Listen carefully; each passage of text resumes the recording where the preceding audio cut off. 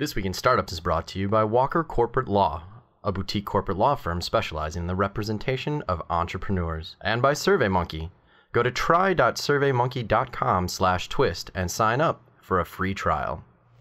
Hey, serial entrepreneur, Joe Stump is with us. He's going to talk about Sprintly, SimpleGeo, hey, maybe even the old days at Dig. We're going to play Guess the Fake Startup, and Tyler is back. I haven't seen Tyler since, God, it feels like years. In fact, I haven't seen him since last year. We're going to hear from Tyler as well. All that and more right now on This Week in Startups.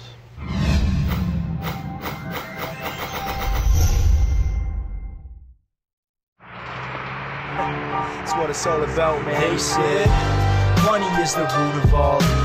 What? Funny how it feeds my people. Yeah. We ain't gonna live like equals until we get the money, spend the money, and defeat you. Yeah. Money is the root of all evil. What? Funny how it feeds my people. Yeah. We ain't gonna live like equals until we get the money, spend the money, and defeat you.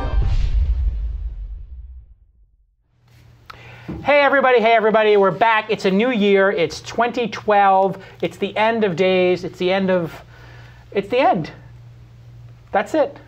We're gonna just enjoy whatever number of days we have left together. Hey, seriously, on a serious note, what an amazing couple of years we've had together here on This Week in Startups, learning, and to be totally honest, I'm learning more than the rest of you guys on this. This show is my education. I feel like I have 10 MBAs. 220 episodes in, we've spoken with the best entrepreneurs. They've failed, they've succeeded. It's been glorious, it's been dismal, it's been depressing, and boy, have we had a great run-up of shows. Kevin Rose, Jim Lanzone, Dave Morin, Chamath is coming up on Friday. We've had a great run. Hey, and how was that Warren Bennis episode? That was fantastic. You still thinking about that one? Yeah. Somebody said something really interesting in the producer's column about that. Which was he thought it started off really slow, like this guy doesn't know the start of things. Yeah, this guy's a little too... I'll be honest, when the show started, you were worried. I was feeling the same thing. Like, how is Jason going to pull this one out? Yeah. And then he said, to finish that email, he's like, but it turned out to be one of the best episodes ever.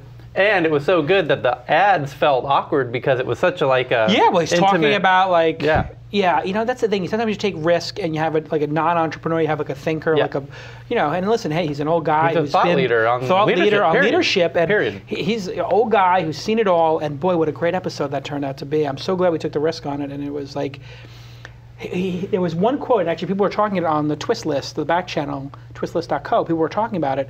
He said, leadership is, what was the quote? You pull it up maybe. It was something about leadership is defining reality for your team. I just thought that was such a great quote. Like, just leaders define the reality for their teams. And this show actually defines reality for entrepreneurship as well, because we get to hear all these great stories. And today we've got a great guest, Joe Stump, started his career at, I don't even know what was before Dig, but I do know that you played an integral role being one of the first dozen or so employees at Dig and grew it from whatever it was, 10 million to almost 40 million uniques over those years, had SimpleGeo, and then now on to your latest company we're going to hear all about. And hey, with all this formation of companies, I'm sure you know having a good lawyer is critical. Yes, very critical. Very critical. And hey, there's a great lawyer out there I want to tell you about. The Walker Corporate Law Group is Scott Walker's firm. Scott is a tireless supporter of entrepreneurs, and I just... all these young entrepreneurs I see, they're looking for help, and he does all these great things with his firm. Like, he'll meet with startups for free. He gives them flat rate pricing. He runs like a boutique law firm. There are big firms, like you can go to like a Wilson Sonsini, and that's fine. But that might be $40,000, $50,000 to do your A round. It can get kind of expensive. Nothing wrong with that. Hey, that's a great firm.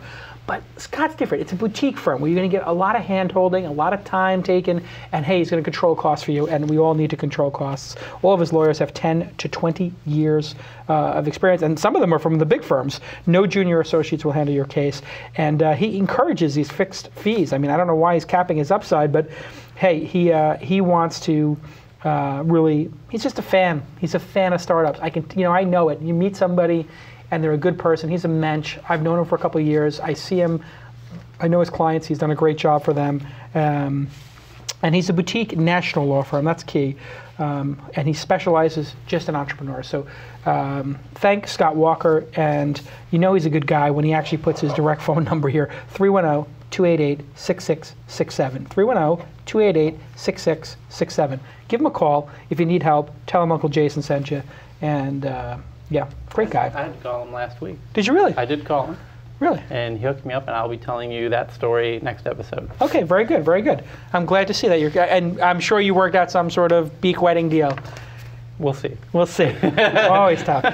Hey, Joe Stump, lead architect at Dig from back in 2007. You're a tech guy, architect guy, and then famously was the co-founder of SimpleGeo. And which was recently sold. Yep. Tell us, what was SimpleGeo? What was the mission there? SimpleGeo, so it's funny, Matt Galligan and I, who was my co-founder there, actually started that company as a location-based gaming company. We wanted to build games where you would walk into a bank and check in, and your phone would ring and it would say, hey, robbers are robbing the bank, press 1 to help them, press 2 to stop them, that kind of stuff, right? What do they call that? It's like a real-world strategy game? Yeah, something like that. Role-playing? There's a name for it, like a real-world role-playing or something. Yeah, it's basically, it would be, That's never worked, has it? It sounds really cool. It's never worked. It sounds really cool. It's pretty much never worked. There are a few people that have done it with some success, mostly around guerrilla marketing campaigns. Yes. So for a short event span thing, like, hey, there's a contest, win a Willy Wonka golden ticket type thing, it works. Yeah, for those types of things, it seems to have worked.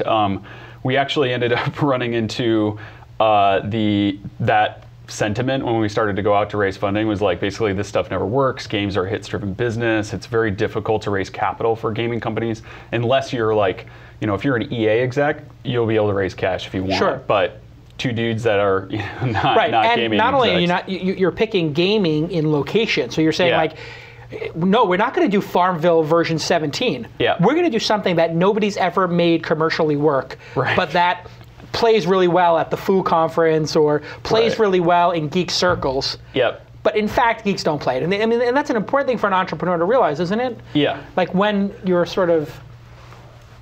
when your idea is not in a really great space. Yeah. I think that's really important. Particularly, and that really permeates all decisions that I think that we make. I used to get into arguments with people about like keyboard shortcuts on websites, like nerds use those, real people don't use those. Right.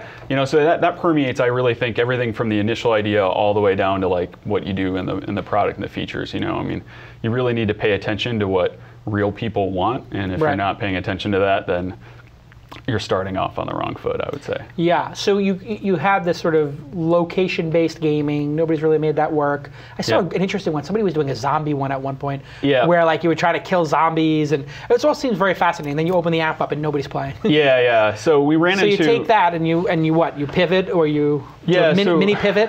Well, yeah. Basically, I was building out the back-end infrastructure to keep track of what we were hoping would be millions of game users, and a lot of that, keeping track of a lot of geometric points in time and space is pretty difficult, and there weren't any distributed systems that really tackled that kind of stuff. So we were working on that, and then at the same time we were of course trying to get all this location data. We needed places, we needed polygons, we needed all this stuff, and it's still a mess, but it was really a mess back then. Like you would call one provider and you'd get this, this little, sample subset of these businesses. Yeah, Gowalla had their set, which was very pure but small. Yeah. Foursquare seemed to have like one that was just really messy in the beginning. Yeah. Like 5 versions of each location. Yeah. Yahoo had an API thing that was somewhat good. And really, if you start looking at the wizards behind the curtains, there are about 3 different companies that actually control most of that data.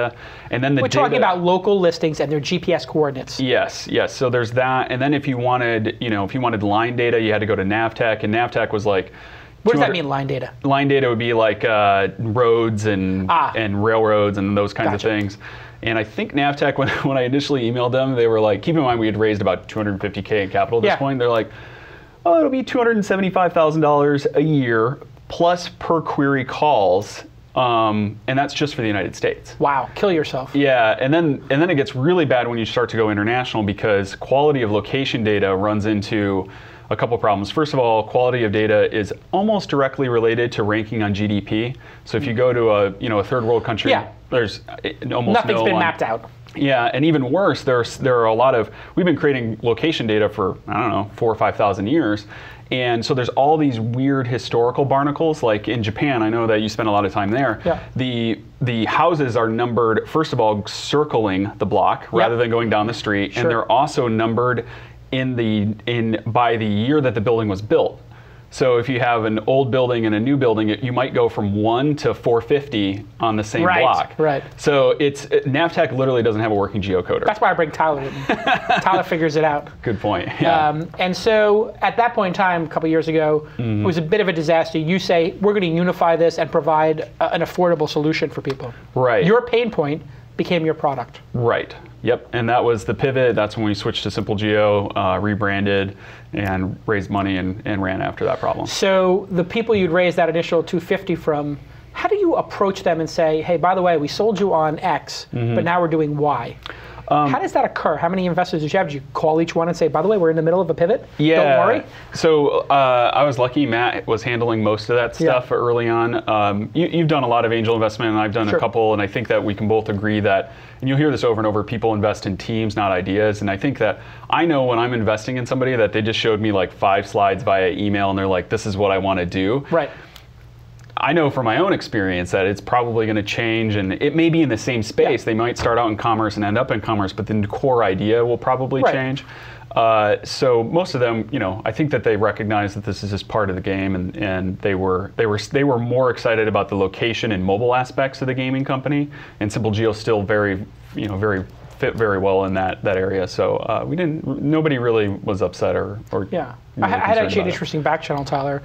Somebody who invested in Mahalo in the early days told somebody who then told me, I don't know if what I invested in is what Jason is going to build, but I know Jason will build something of value. Yeah. This is like a very famous person said that, who put $1 million in. Just like, it doesn't, and that's what it comes down to, is relationships. You trust the person's going in a direction. Right. Like, okay, we know there's something in location, we know you guys figure that out. So a lot has changed, though, in the last couple of years with location data. Yep. This sort of idea that you spend $250,000 and there's only 1 or 2 providers, that's over, isn't it?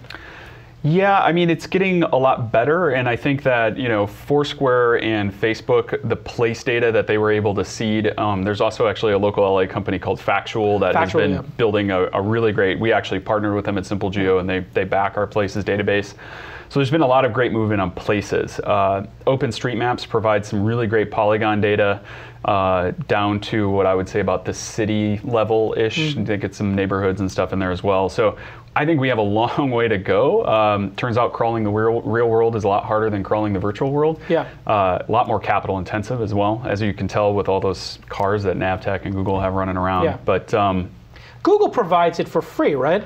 They do, but there's all sorts of like really hairy terms of service on there. Yeah, what are those? Because I know that Yelp is having a problem with that. Yeah, so first of all, you can't, well, this may have changed, so I'll caveat that with that. Yeah. But I know that for a while there, none of the searches against their geocoder or anything else like that could be run automated. It had to have been initiated by a user action. So somebody had to push a button and then have it happen. So we have a lot of people at SimpleGeo would come to us and be like, we had a company that did a lot of stuff for the elections, and they're like, I have 13 million voter registrations that I need to just run through and attach geo-coordinates on, right? And they couldn't do that with Google. Right.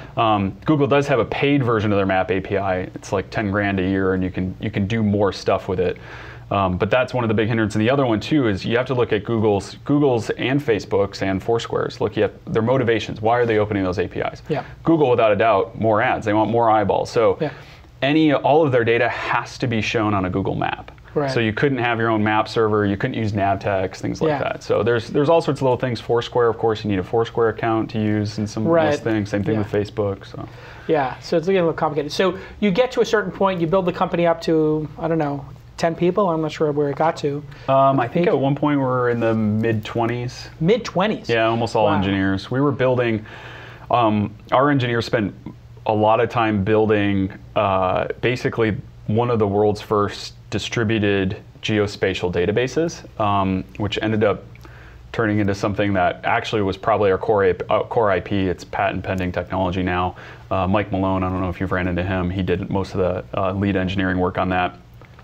So we had a lot of guys dedicated to some really hardcore geospatial stuff, because keeping track of many hundreds of millions of points as they move through time and space and keeping them cohesive and quickly queryable is some pretty hairy technical problems. It's almost like running a massively multiplayer online game. Yeah. Except the maps are much bigger. The maps are much bigger. Yeah, and the input and the data is coming in from all kinds of disparate devices. Right.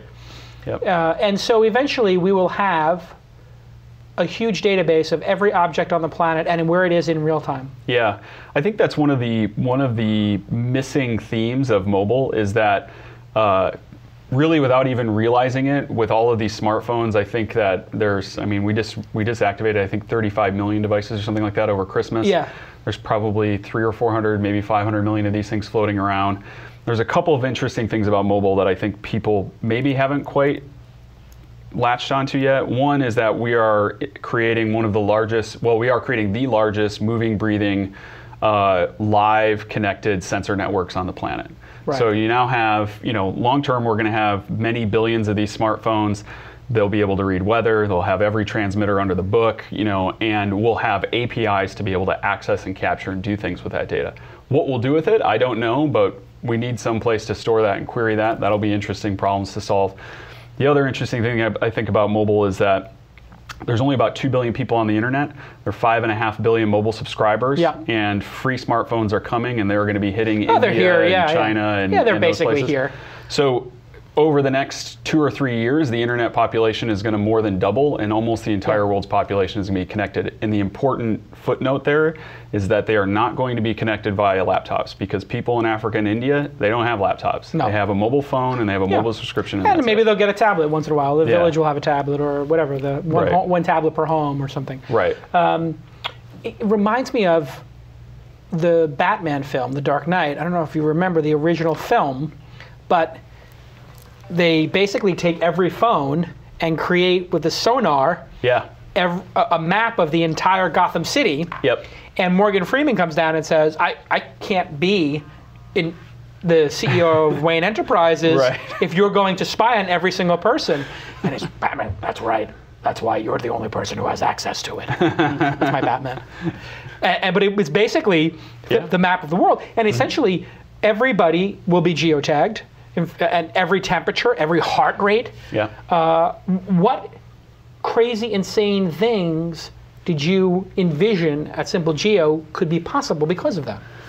One of the things that I really wanted to create, and this sounds super creepy probably because it kind of is I wanted to create a real-time anonymized demographic hose. So that basically, as the data was coming in, be able to say, this is a 30-year-old female who likes art and fashion who's at this point.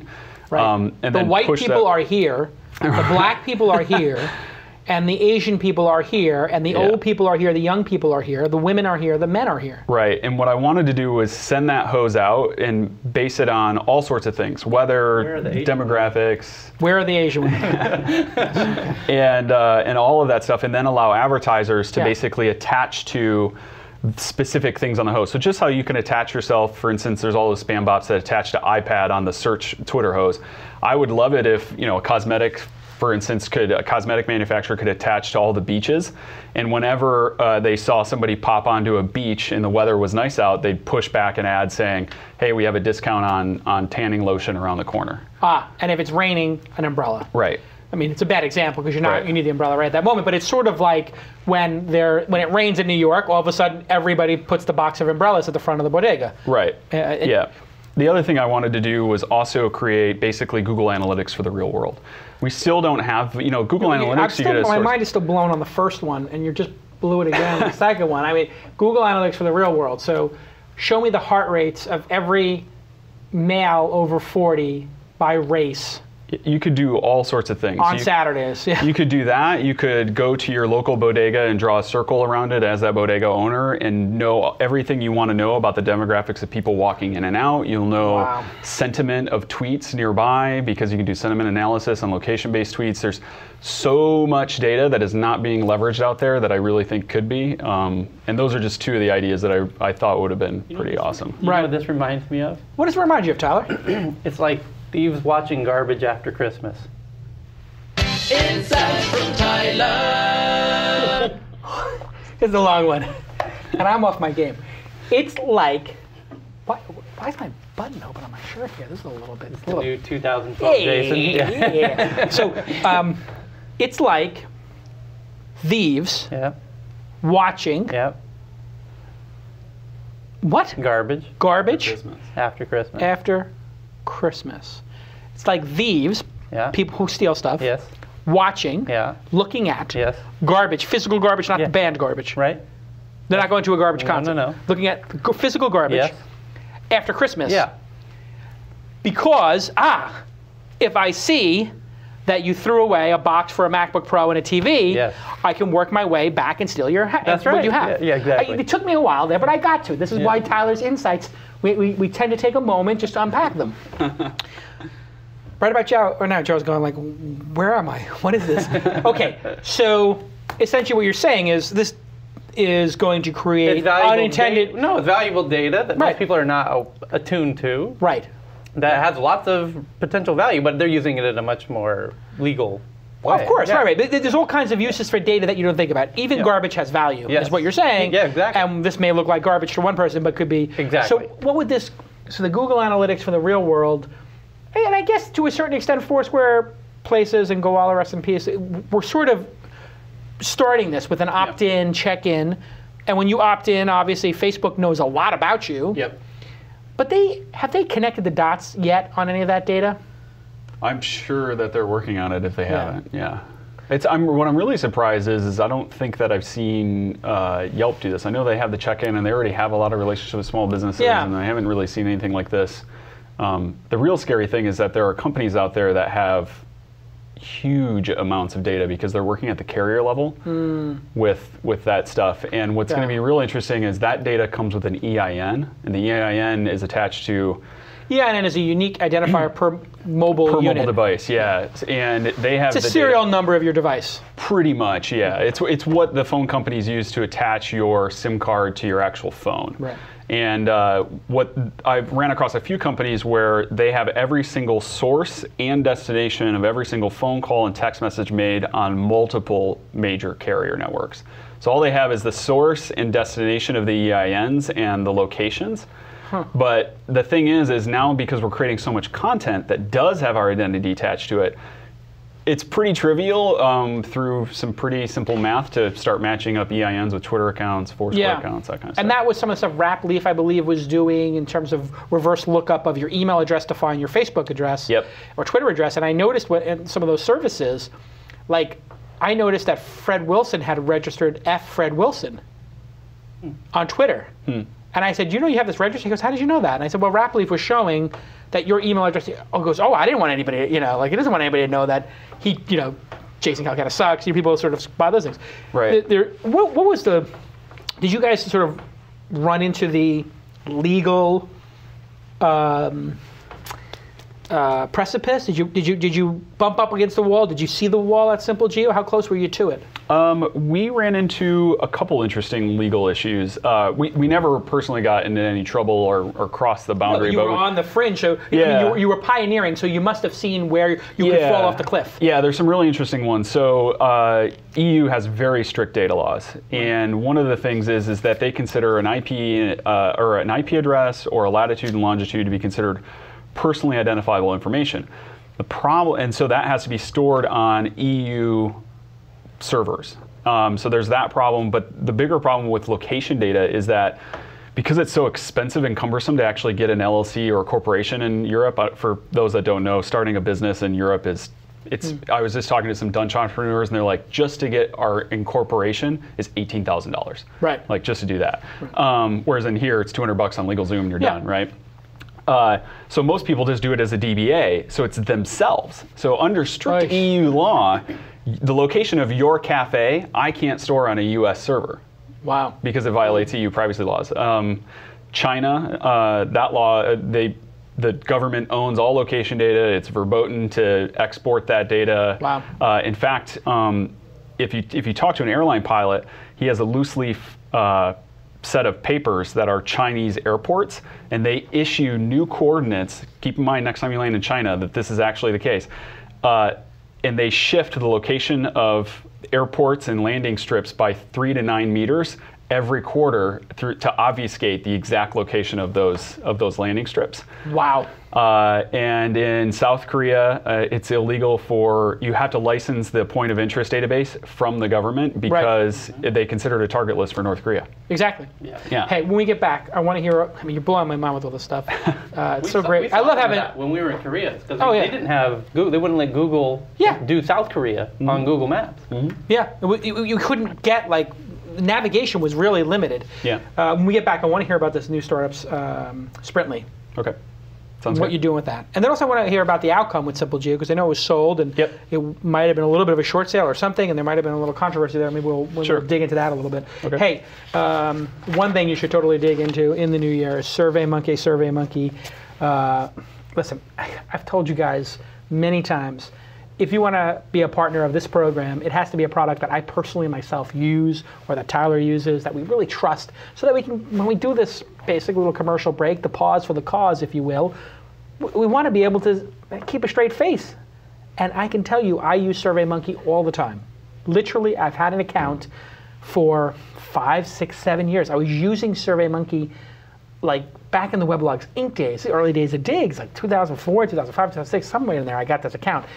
It's been a delight to watch the product develop over the years. And I just saw a news story that the company's now worth $1 billion. Their last valuation, they're crushing it. They're still privately held too. Privately held. Took money.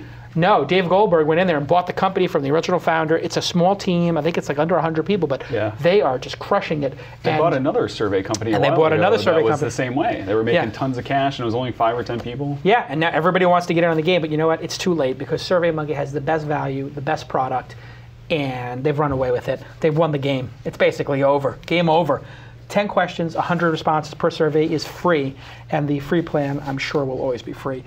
And all plans let you see real-time results. Go to try.surveymonkey.com/twist. Try.surveymonkey.com/twist. Go ahead and sign up. I consider it a personal favor if you go do that, because doing independent media like this, it's not cheap.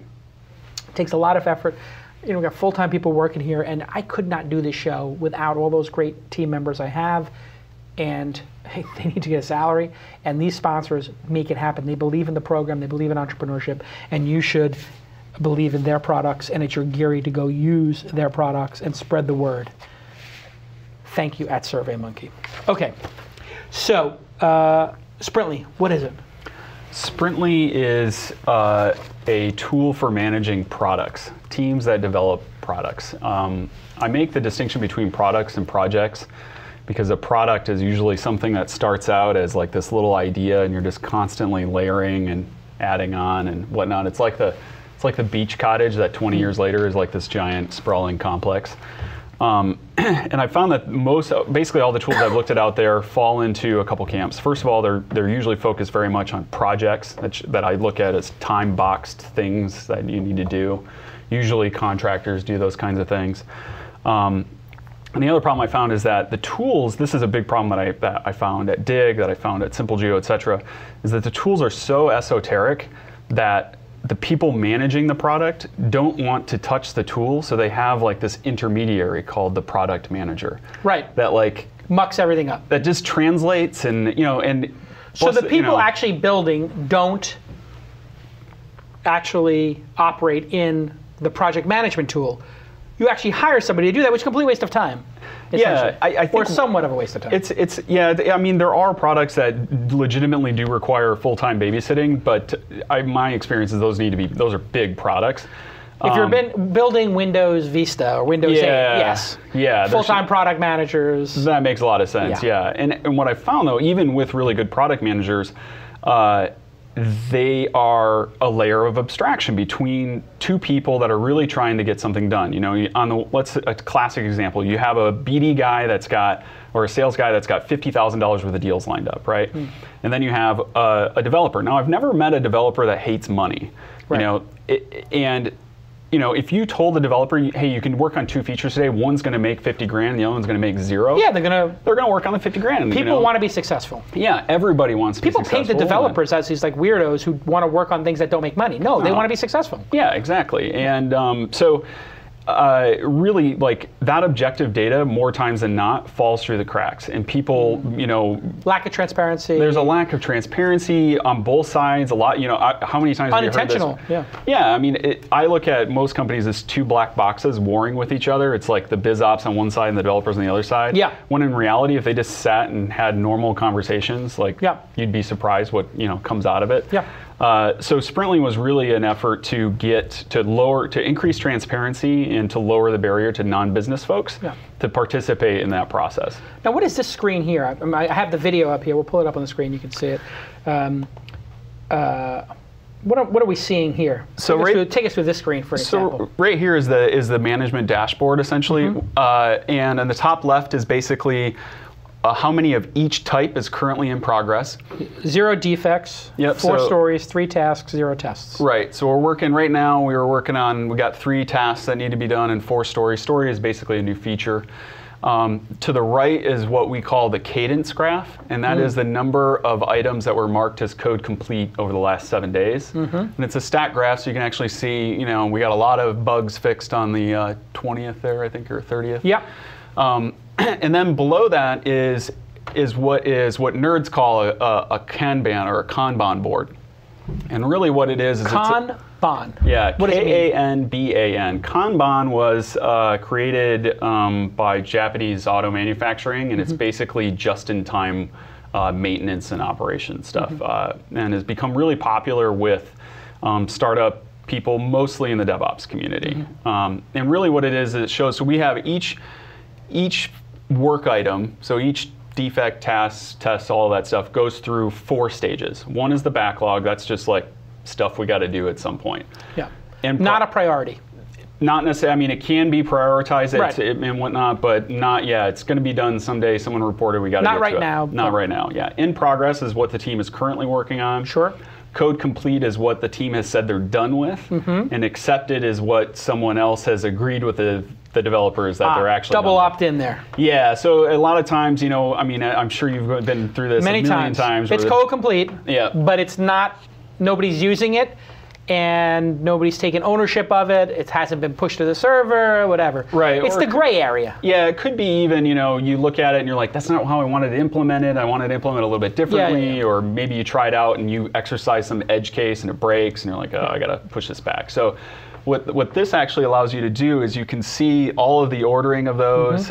You can move the cards around so you can reprioritize them. Yeah, I noticed that later in the video. Yeah, you can do all of that stuff basically, where you can do all the reprioritizing and stuff. There also, if you skip back to where it was just a second ago, it will also show you, we have a feature on Sprintly where team members can go in and elect that they're being blocked. So right there.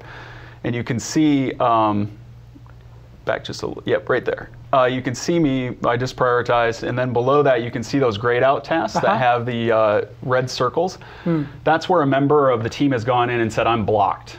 I can't complete this work item until someone else completes another work item. So we're stuck in the mud. Stuck in the mud on that one. And if you actually hover over the red circle, it'll show you who's blocked and what they're blocked on. Got it. And we have this really cool feature where once, let's say I'm blocking you on some task and you say I'm blocking you, I get an email saying, hey, you're blocking Jason. You need you to work on this. I work on it and I mark it as code complete. You then automatically get an email saying that you've been unblocked. And there's been other tools like this before. I guess some people use Basecamp, and some people use Pivotal Tracker, I guess, is one. Yep. Are those the 2 big other competitors that you're sort of going up against? 2 of them. Another big one is Atlassian's Jira has been around for a long time and is a big player, particularly in the enterprise space. And there's a slew of them. There's quite a few out there. And some of them are hosted and some of them are. Jira, I think you install locally, right? You can install, or you can. They'll do it. They have a hosted version as well. Mingle by ThoughtWorks is fully hosted. I think that's actually an app that you install on your desktop. So $9 a person. Yep. And so if you have a startup, do you put everybody in the company on it? Ideally, long term, that's what we'd like to see. We have a slew of features that we're going to be coming out with. Like I think we definitely focus more on the developers and product managers during the first phase, but I really want to start pulling everybody to the table. So we'll be rolling out features for sales guys, BD guys, managers, etc. Yeah, and then how does this? So that you have this philosophy of these kind of products, which I guess goes under, what is the overarching philosophy of this? It's got a little bit of getting things done, sort of. It's got a little bit of... it's a little agile, a little agile, yeah. A little bit of, it's a little bit, so, John Quinn, who was the VP of engineering at Dig, had a great quote where he said he had to have an agile approach to agile. And really what this is I've spent a lot of time working in teams, building teams, consulting with people that have totally messed up teams. Yeah. And this is my opinion of the bits and pieces that really help you ship code more quickly. Our number one goal at Sprintly is to ship more code more quickly. And I feel 9 times out of 10, people get bogged down in the process and that they put process over product, and that just seems really backwards to me. Like, our job here is to make our customers happy. Right. And if we're bogged down in the process, our customers don't give a flying poop if we're working with, Kanban or Agile. All they care is that that bug got fixed in a timely manner or that new feature got out. Right, so it's a sort of lightweight project management, help desk, all that kind of stuff. It's better that it's lightweight and we're not spending our time building this internal system ourselves. God forbid people build their own internal systems for this, huge mistake. Yeah. Or for $9 a seat, if you've got a 100-person startup, it costs nothing. It's basically less than paying for lunch. $12,000 a year, Yeah, it's less nothing. than lunch, yeah. Yeah, and if you have a 50-person startup, $500 a month, $6,000 a year, it's nothing. Yeah, it's pretty. We think it's pretty reasonably priced. I did a lot of research on the pricing. Even though we charge per user, and I'd say probably 60% of the market doesn't, they actually restrict by user, so they actually do price by user. Right. We're pretty competitive with that, I think, and really, back to your good about this too with the per seat pricing is I could just have 5 people on it. Yeah. And I could give 1 login, could be for everybody, and 4 could be for people. You could sort of hack it if you wanted to. Yeah, we're not too stringent on that. We're just happy that people are using it. Things are going well in that respect. And then people will eventually say, it's like when people share a LinkedIn account and a headhunting company will share a LinkedIn account. I had somebody from LinkedIn telling me, actually it was Jeff, the CEO, was like, oh yeah, you'll have a recruiting shop with like 3 recruiters and they'll all share one person's login. But then at a certain point they make enough money with it and they get tired of everybody having to use the same person's name, that they want to use their real name. Yep. And each person wants to have their own account, and it's okay, it's worth the $5,000 each. Yep. We get enough value out of it for $500 a month, screw it. Yep. We're gonna pay for it. And consumer-facing stuff, user voice, and how do you see that playing a role? Because it seems to me that the enterprise, the line between the outside of the company and the inside company is blurring. Yeah. And actually, you probably saw that at Dig a lot, being the lead architect. The disaster that Kevin Rose says version 4 was, that played out very publicly, didn't it? Yeah, it did.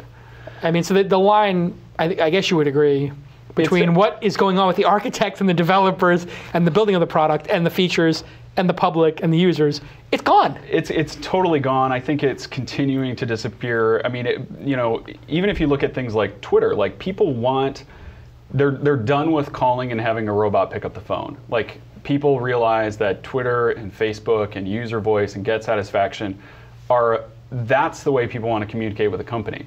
They don't want to communicate with like a facade, right? No. And the companies that are catching on to that are doing really well, and it's going, I think there's probably only one company on the planet that's doing super amazing that has that stone-faced facade, and that's Apple, right? Right, and they can. And they can. They make the most spectacular products. You think that's going to change now that Steve's not around and you have, sadly? It'll be interesting. So, they hired that guy from, I think, Yale Business School. They hired the dean of Yale Business School to come in and create a curriculum that enforces Steve's opinions and his process. So I think for the time being, they've probably got enough runway on keeping that.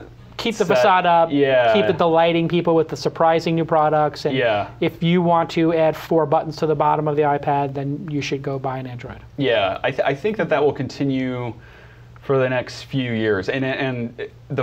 I think when, I hate to say this, but I think when Apple has an official blog and an official Twitter account, an official Facebook that they're actually feeding into on a regular basis and engaging with, might be a time to sell. That's the end. Yeah. When they start giving a sugar about people's opinions. That was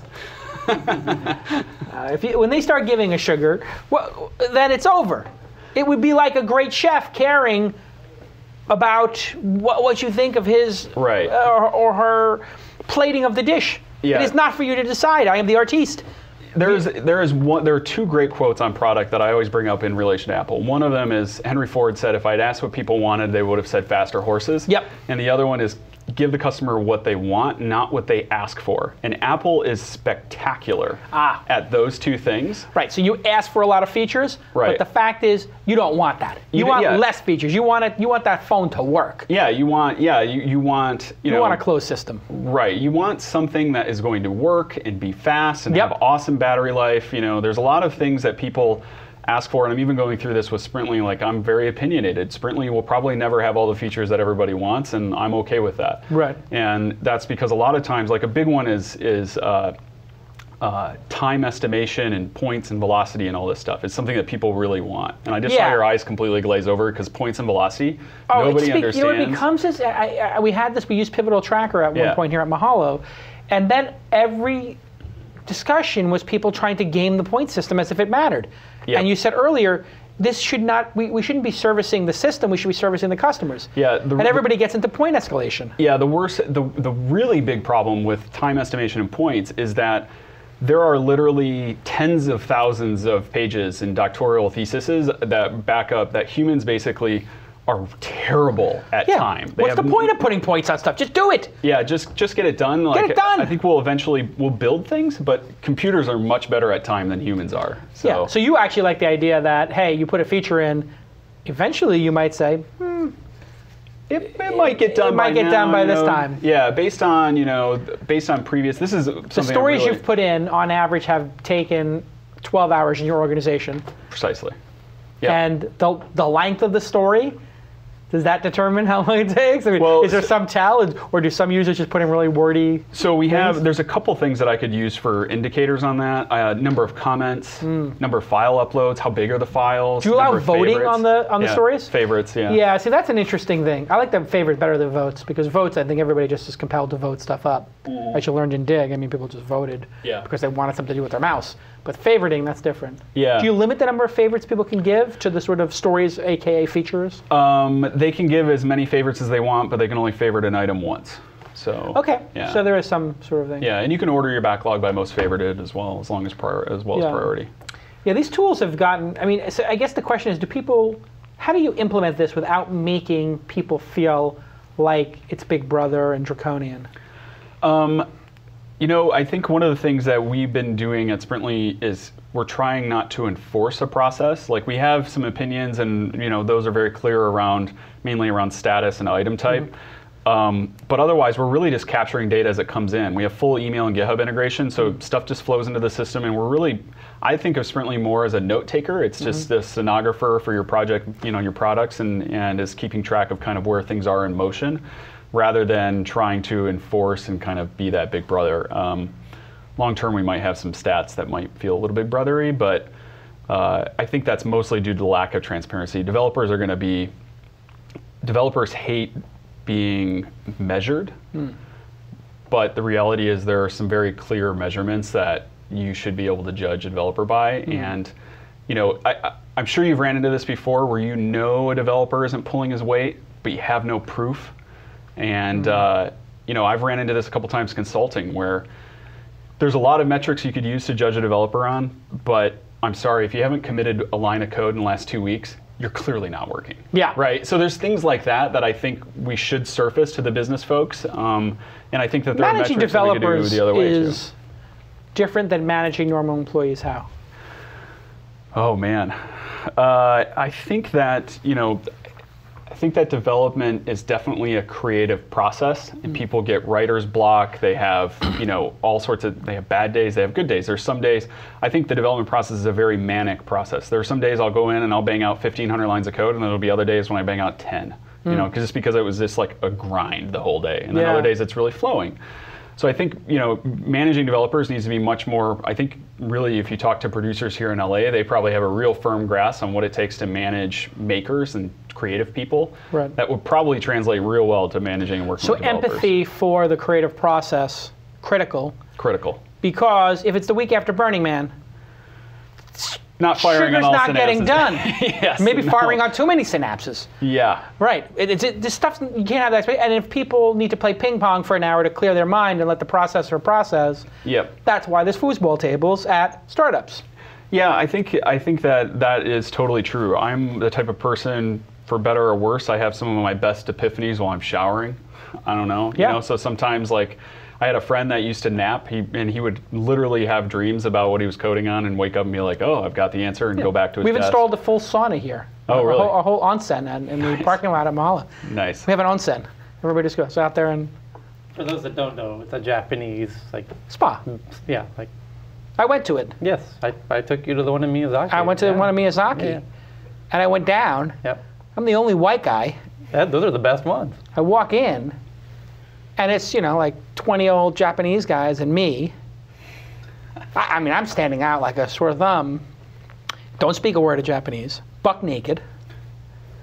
You have to shower yourself sitting on a pail. And then you just hang out. And they all, left me alone, and they waved to me once or twice. That was it. It was very, very chill. It was pretty beautiful, actually. It's a little tangent. Little tangent. Just for the people watching, listening I was a at little home. concerned. I was Yeah. like, I feel like I'm invading on other people. It felt like a very spiritual place, and I Yeah. felt like as a, what do you call a white guy? Gaijin, Gaijin. It's like a gaijin. I felt like I didn't belong there. right? But then as I walked in, like 3 or 4 old guys, they must have been 70 years old, were sitting in this different areas, and Yeah. there was one area that was like as big as my desk here. Like it's small. There's 4 guys in it. They were like, oh, I was like, oh, that's nice. It's kind of weird. Hey, let's play Guess the Fake Startup. Oh wait, we don't have any theme for that. All right, so here.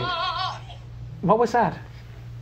I do not know. It sounded like a little child screaming. Yeah. Hey, Megan, how are you doing? Good, how are you? For people who don't know, Megan works at Launch, and she's a great writer.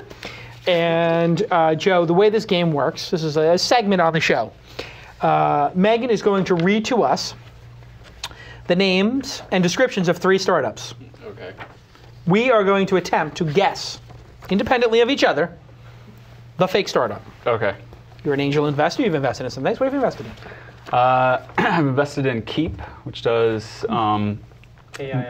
KIIP, Brian Wong's startup. They do basically mobile advertising for games, but they Oh, neat. do real world things. So basically, if you get a reward in the app, you could get an actual like physical reward, like 50 neat. cents off a coffee or something. Oh, I like that. Yeah, they have a new thing now where everybody competes. They call it Keep Swarms, and everybody will compete for a big major prize. So all the gamers like So it's like Cannonball. BZID, but for... no, not quite, because you're not bidding your own money. Yeah, it's not bidding. You basically, whoever gets the high score, it gets the big prize. So Oh, wow. Cannonball could do a swarm, and whoever runs the longest distance in Cannonball over the next 24-hour period might get a new car sponsored by Kia or something like Wow, that. Yeah, neat. They actually did it recently with... So they handle all that back end of they handle all that. contest. Yep, they handle all that. You Issues. just plug in the thing, and the Wow. swarm happens, and then they notify Okay. the winner. All right, I would have voted that the fake startup. Okay, now you understand how the game works. Indeed. All right, here we go, Megan. Nice. Go ahead. Okay, the first one, goodpays.me. GoodPays is a consumer rewards program for doing good. We work with sponsors who will offer rewards at leading online stores when people do good deeds. Okay. Okay, ready for the second one? Yes, we are. Okay. Forecast.tv. Forecast is your personal weather management system. Store multiple locations in your weather favorites, look ahead at weather patterns, and sync your calendar to get alerts when the weather changes where you're headed. All right. Forecast.tv, and it's a number forecast. Yeah, number forecast. And goodpays.me. .me. Okay. Very important Exactly. how the domain is spelled here. Okay, go ahead. Gotcha. Dropost.it. Dropost.it allows you to drop gifts for friends at any location, anytime. Your friends can then pick up that gift the next time they are there. Dropost.it or Dropost. Or Dropost, however you'd like to pronounce it. Yeah. Do you know the pronunciation? It's Dropost. You do know it's Dropost. Yes. Okay, well now you've told us one of the real ones. I really wish that was named Dropost. There you go. See? We tricked you. You tricked me. You got So, me. there you go. Carolyn's going to be upset. Yep. All right, well, now we've narrowed it down to 2. Goodpays.me GoodPays is a consumer rewards program for doing good. We work with sponsors who will offer rewards at leading online stores when people do good deeds. Forecast.tv, forecast your personal weather management system, stores, multiple locations, and your weather favorites. Look ahead at weather patterns, see your calendar, drop gifts to friends at a location anytime. Your friends can then pick up that gift the next time they are there. See, what I don't understand, I get it. Dropost, it must be a virtual gift, not a real gift. I got you. Because, I mean, if I put like a Rolex on a bench in Central Park, it may not be there when Tyler gets to New York next time. All right, well, you're our guest. Which one do you think is the fake one? I'm going to go with the forecast.tv. Forecast.tv. Only because it sounds... the other two are completely outlandish, and startup ideas, it seems like the longer I've been in this game, they get more outlandish, and I believe them more than the mundane ones. Mundane. Yeah. Just not a long ball. Why would you do it? Yeah. Big, bodacious, insane. That's what the world's about right now in this bubble-esque environment. Tyler, what do you think? Take me through your thinking here. Explain why you know the pronunciation of the third one. I'm sorry, I can't disclose any more information. My He's lips already are screwed up sealed. enough. Because you wouldn't know if it was. Here's my thinking. You're saying that the third one is real? Well, if she knows specifically the pronunciation, Yeah. I think that that's a tell. A tell of what? That it is real. No, it's a tell that it's fake. She would know the pronunciation. 'Cause I was confused because if it was fake. Yes, you would, because they make up the fake one. So that's the only one they would know the pronunciation unless they called the founders and how do you pronounce this? It could Right, have they been on would- a video though. Yes, exactly. They might have watched the video. See, this is why, when she said Dropost, and then it's for dropping gifts, I was like, well, she's making, is Megan, she lose her ability to speak English because it should be Dropost. But then I realized, oh, wait a second. This is a really horrible name. It's actually not a bad name. Well, how do you pronounce it? How would you pronounce it after reading it? It's a good point. I wish it was. How would you read it? Dropost sounds like the right pronunciation. I would say Dropost, yeah. But Dropost would be like two P's. Dropost. Dropost. Dropost. It's like DirecTV. You know, DirecTV's only got one T. It's infuriating. It's DirecTV. Why wouldn't they use two T's? It is a really wacky idea. Well, I mean, Gowalla had that. You could leave things for people, leave notes for people, all that kind of stuff.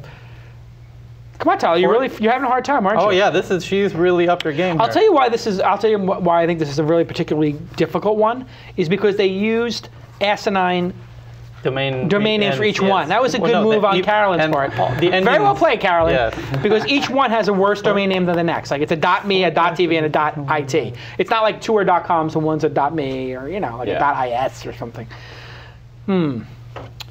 But see, I'm starting to see your logic though. If she does know how to pronunciate it, yes. If she knows the pronunciation, Yes.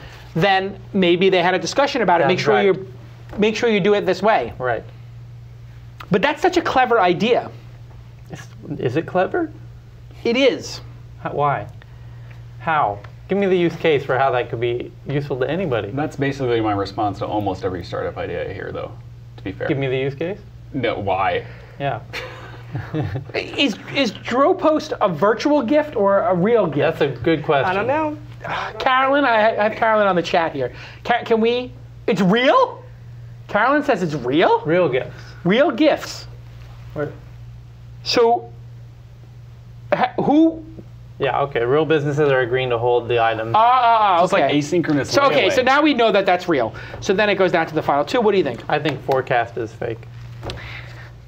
I don't know. It's just this is by far the hardest, and it's almost a coin toss between those two. Good pays me. There's this, the reason that I think that good pays me might be real is because, like, social, basically doing good is a really big thing on the web these days. There's a lot of people working. I just met with somebody doing really like an interesting like Facebook of. I just met somebody doing a Facebook for like charity kind of a thing, and it's really compelling. It's sort of like a better version of Causes. Like if Causes was actually Facebook, like this would be it, and it's a really compelling execution. The problem with forecast, you can't make a business out of it. The other two, you can at least make a business out of. Well, I mean, that never stopped anybody. Yeah. Foursquare, SimpleGeo. Yeah. Well, actually, SimpleGeo has pretty. We at least charged. Yeah, you charge. That makes sense. So you say forecast, and I'm going to go with. I might lose this one. think Good Pays is so well thought out and packaged. Like it's a better package than Forecast. So I'm going to go with it's the fake one. Okay. Okay, yes, Forecast is the fake one. Yeah, I knew it. What is it? 5 in a row. I knew it. I just picked the other one too. Every time. I know. Every time. It was so bad it had to be. The people who watch the show know. But what's the score now? 5-1? Probably 5-1, because Jason, you usually go the opposite of Tyler. I do that just to make it usually interesting. Go with it. It was obvious Forecast was that. Okay. Anyway, hey, so very good. Thank you, man.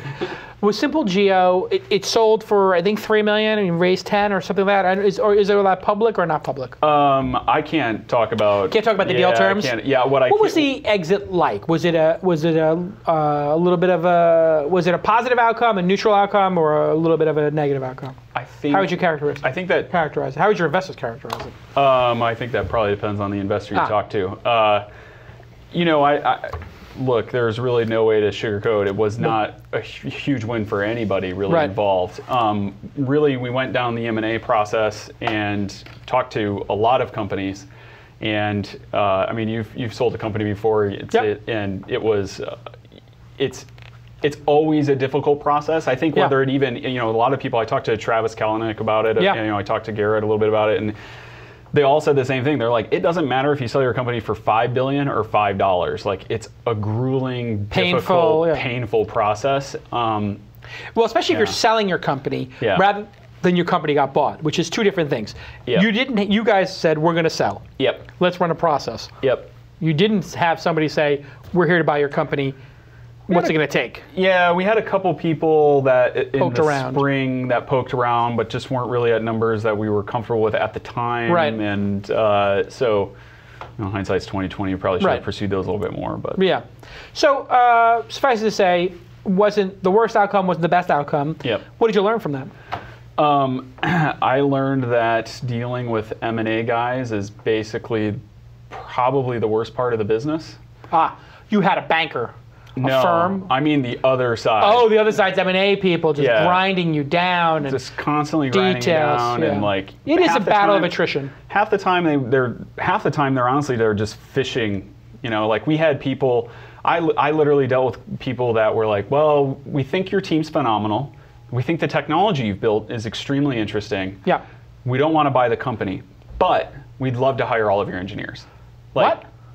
I literally had an M&A person say that. I won't say who or how or Facebook. what. Sure. But it was, and then you have other people to say. I had a couple personal insults thrown my way. Like, in my opinion, with the M&A people that I dealt with, a few caveats. There were a few people that were, exceptions to the rule.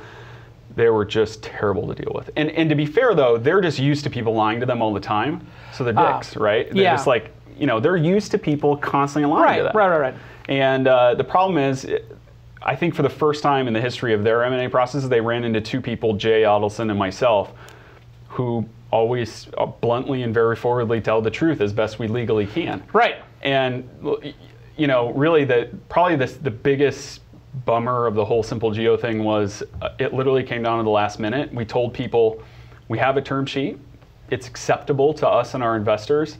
If you would like to participate, you need a term sheet on our desk by this time on this day. And they didn't believe us. And we signed the term sheet just like we said we were going to. And we had a few latecomers that were like, wait, we want to make an offer. And, and we were like, you can throw one over the wall if you want, but we're officially in quiet mode at this point. Yeah. So it was pretty terrible. The whole experience, that whole it can experience. Be. I had the opposite experience when Weblogs Inc. sold because AOL desperately wanted. They saw that their future of AOL was content, and they thought that what we had created, our paradigm, was the future paradigm, and actually it is, and that's what they're pursuing now is the web. They're basically pursuing the same model we created in 2003, 2004 of a house of a bunch of brands instead of a branded house. Right. So they were sort of motivated, but it is a grueling process, Yeah. and you didn't use a banker. We did not. But you did have Jay. We did have Jay. Who's a huge asset. He's a huge asset. Yeah, like I mean, if anybody can get Jay involved in their startup in any capacity, take it. Yeah, I mean, look at the. He's seen everything. I mean, Yeah, and look at the literally string seen everything. of wins. I mean, Yeah. Dig, huge win. I still perceive Dig as a huge win. I mean, Yeah. from what it was. Revision 3 is kicking butt. Revision They're 3 is doing $10 million a year. Equinix is a $5 billion company. He Yeah. took that public. He was CTO and co-founder. Hey, here's a question from Anados in the chat room. Anados asks, here we go. Brrr. Oh, we got to resize it. Yeah, I've done the M&A thing. Well, that's going. I'm curious. To go from SimpleGeo to Sprintly, there's not a like direct domain kind of thing. Obviously, you can't do like there's probably a non-compete or something, right? Like domain-wise. What are you saying? From SimpleGeo to Sprintly? I honestly don't know if there's a non-compete. Well, here's what I'm getting at. Is something I believe there is a thread of things like, for example, Jack Dorsey, who does Twitter, and his next thing is something like Square. And the interesting connection there is that Twitter forever is plagued with like how are you going to monetize this, and Square is instantly monetizable from day one. What you're saying is entrepreneurs learn. Yes, and they're very There's a much great insight here if you just take a moment to think about it. It's like a blank and a blank. I mean, entrepreneurs, whatever their previous weakness is, they make their strength the next season. correct. Right. Is there some of that in this? Yeah. Were you guys sloppy and disorganized, and you made this tool because you needed it? No, we had a phenomenal engineering team. What was the hardest part about SimpleGeo? It was like the bureaucracy of dealing with these bigger partners who wouldn't give you access, and then you built something that we'd never have to deal with that? Or? I think the biggest problem that we had is we knew that there was revenue out there, and we had a great BD guy, Rob Bailey, who's now CEO of DataSift, and he was running down all sorts of deals, and a lot of that momentum would get lost in between them asking for it and it actually getting implemented. So that disconnect was what led you to, hey. Yeah, and I've witnessed that disconnect at literally every place I've ever worked. Sure, Dig, sponsor posts, whatever. Yeah. It's always. Hey, okay, so here's the question from Anados in the chat room. Does the founder trying to sell the company negatively affect the valuation? So when people know that you want to sell, is that just screw the whole process up? Do you have to keep this front up that we're not for sale? Or is there a way to do it where you say, like, hey, we're for sale, and because of these reasons, like, we're selling the house because we're moving for a job, as opposed to we're selling the house because we hate this house? Yeah, I don't think that there's any valid reason that you could probably give an acquirer as to why you're selling the company. Because I can't think of a logical reason why you would sell your company that was based on some objective thing, other than the obvious, which is the obvious ones, which are business models aren't working, we're running out of runway, having trouble raising money. Those types of things are like the reasons you're selling. Everybody knows those are the reasons you're selling. I'm bored with running this business. Yeah, or you're bored or whatever. I mean, probably I'm bored is probably the closest you can come to a legitimate non-economic reason for selling a company. Yeah, I mean, I think that's a very valid reason to sell a company, which is, I, as an entrepreneur, would like a different adventure. Yeah, the problem with that is particularly in today's acqui-hire climate, is 99% of the time the acquiring company want you. You know, they want the engineers and they want usually the top product minds, right? Yeah. And that's it. Yeah. Interesting. Good question. Hey, this has been a great episode. Everybody go check out Sprintly. You can follow Sprintly. It's at Sprintly. You have the right Twitter handle. And I think $9 a seat, hey, no brainer to try for a couple of months and see what you get. I know I'm going to show it to my CTO because we need to implement something. We're using Pivotal Track. We're using a wiki. We need something. And, Yammer is great for, sort of buzzy stuff, but it's not this type of, agile stuff. And you can follow Joe Stump at Joe Stump. There you go, on Twitter. And if somebody was looking for a job and they were an awesome developer, I'm assuming Joe at Sprintly might work? Joe at Sprintly will work, yep. Yeah. You guys raise money yet? Undisclosed? Undisclosed. Undisclosed. That means a little angel round going on, probably an influencer round, I'm guessing. We bootstrapped to launch, though. That much we did do. Yes. Wow. And that was a conscious decision because? That was a conscious decision mainly because some previous, I think, we had some phenomenal people involved in SimpleGeo, and I really learned a ton in that money-raising process. But I think if I could look at one thing we definitely screwed up, we raised too much money too quickly from too many people.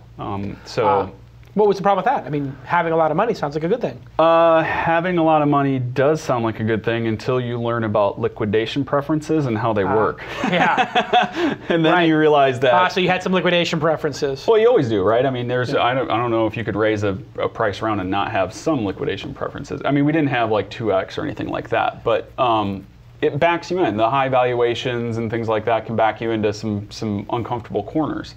And also, I mean, look, all of the investors were great, but when you have 50 of them and they're all pinging you once or twice a week about how things are going or how they can help, like that's something you have to manage. And when you're a small team, so you could have too many. You can have too many, and it's not that it has nothing to do with the actual investors. I could have 50 Chris Sakas, who he's a phenomenal investor, but if I have to deal with 50 investor emails, better to have 3. Yeah, it's better to have 3 or 4, particularly early on. There's only 2 of us, and I really wanted to keep things. It's literally a 2-person company? So it's just 2 of us. We have a couple contractors that help us out, super part-time, but yeah, just us 2. Yeah, I think you're going to have pent-up demand. And early usage, you have some notable clients? We do, but I don't know if they'd be okay with me sharing the name. Yeah, so next time you put it on your site. Yeah, we definitely got some. You got to put up some. You got to put some logos up here of who's using it. I know we need an NASCAR area. Or you just got to give them a free month. Every year they get a free month if they're on the. They willing to put their logo up. Yeah, I'll have to reach out. Yeah, 2 months free. I'm negotiating my logo. See if I can get my $9 for free. Hey, listen, don't be cheap. Go check it out and look at that. Man, you got some quotes up there. All right, this has been a great show. Thank you to Walker Corporate Law for helping startups, for SurveyMonkey for helping you get in touch with your customers and get feedback. I'm big on the Net Promoter Score thing now. You big on Net Promoter? You know that Net Promoter Score? Net Promoter Score is like... it's almost the viral coefficient. It's sort of it's not the viral coefficient, no, but it's the word of mouth coefficient. Yes. Viral coefficient, which leads to some virality. Yes, it's the same ballpark. Basically, how likely are you to tell other people about Sprintly? Oh, nice. On a scale of 1 to 10. So I'm an 11. Okay, so if you are here, and here's how you do it. If you are a 9 or a 10, you give +1. If you're a 7 or 8, that means you're like sort of indifferent. It's good, but you're not going to tell anybody. Mm-hmm. You get 0 points. Gotcha. If you're 6 and below, you get -1. So you take your +1s.